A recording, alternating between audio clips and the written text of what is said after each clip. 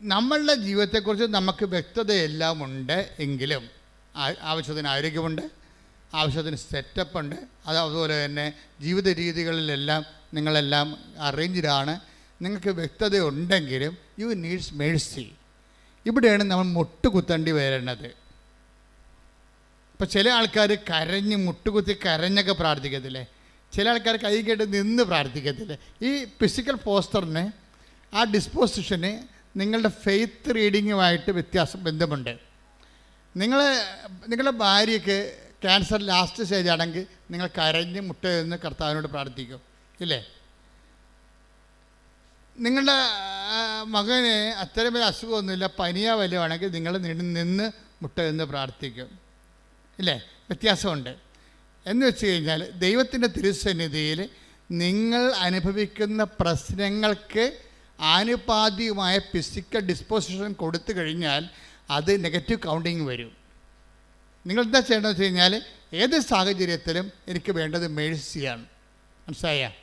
ഏത് സാഹചര്യത്തിലും എനിക്ക് മെറിറ്റില്ല, പകലാണെങ്കിലും വ്യക്തമായിട്ട് ജീവിതം കാണാമെങ്കിലും ജീവിതത്തെക്കുറിച്ചൊരു വ്യക്തത ഉണ്ടെങ്കിലും നമുക്കെന്ത് വേണം? മേഴ്സി വേണം. എന്ത് വേണം? കരുണ വേണം. അപ്പോൾ എന്ത് ചെയ്യണം? കരുണയുടെ ഡിസ്പോസിഷൻസാണ് നമുക്ക് വേണ്ടത്. ഇങ്ങനെ ഉള്ള ആൾ നിന്ന് കൈ കെട്ടി നിൽക്കുന്ന ആളിനെ വല്ല കരുണയും കിട്ടുക? കിട്ടത്തില്ല. എന്തായാലും കണ്ടൻറ്റഡ് ആണെന്ന് ദൈവത്തിന് അറിയാം. He's contented. ദൈവത്തിന് വേണമെങ്കിൽ എന്നെ ഒന്ന് അനുഗ്രഹിച്ചോ എന്ന് പറഞ്ഞ് നിൽക്കുന്ന ആൾക്കാരല്ലേ. കാര്യം എനിക്കറിയാം എൻ്റെ വിഷയം സെറ്റ് ചെയ്യാൻ, എനിക്കറിയാം എവിടെ പോകണമെന്നുള്ളത്. പക്ഷേ ബൈബിൾ പറയണത് ഇങ്ങനെയുള്ള പേഴ്സണലായിട്ട് ഓക്കെ ആണെങ്കിലും you needs grace, you needs Mercy.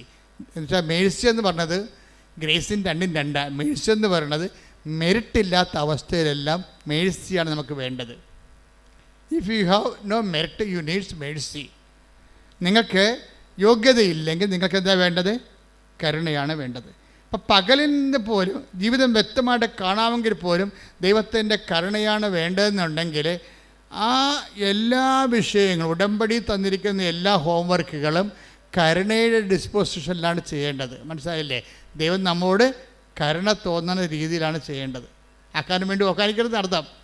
10 പത്രമുണ്ട്, കൊടുത്തേക്കാം, അയൽവാസികൾക്ക് ചെന്ന് കൊടുക്കും. കൊടുത്ത് പെട്ടെന്ന് ചാപ്റ്റർ എത്രയും വേഗം ചാപ്റ്റർ ക്ലോസ് ചെയ്യാൻ പറ്റുമല്ലോ എന്ന് വിചാരിച്ചുകൊണ്ട് ആ ചാപ്റ്റർ ക്ലോസ് ചെയ്യും.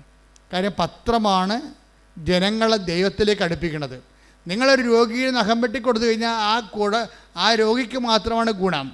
പക്ഷെ ഒരു പത്രം കൊടുത്തു കഴിഞ്ഞാൽ അവന് വിശ്വാസം കൊടുക്കുക മാത്രമല്ല, നിങ്ങളെ സഹായിച്ച ആരെങ്കിലും വേറെ ആൾക്കാരെ സഹായിച്ച ചരിത്രമുണ്ടോ?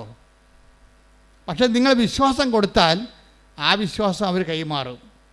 അപ്പോൾ ഈ ഇവാഞ്ചലൈസേഷനും, അതായത് വിശ്വാസ കൈമാറ്റവും വിശ്വാസ പ്രവർത്തനവും തമ്മിൽ വ്യത്യാസമുണ്ട്.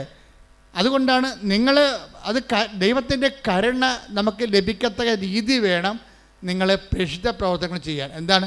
നിങ്ങൾ പ്രാർത്ഥിക്കണം, കർത്താവേ, ഇത് ഞാനൊരു കടമ നിർവഹിക്കുക മാത്രമല്ല, ഇത് വായിച്ചവൻ അങ്ങേ അറിയണം, അത് എൻ്റെ ചെവി കൊണ്ട് ഞാൻ കേൾക്കണം, അവർക്ക് കർത്താവിനെ കിട്ടിയെന്ന് അറിയണം.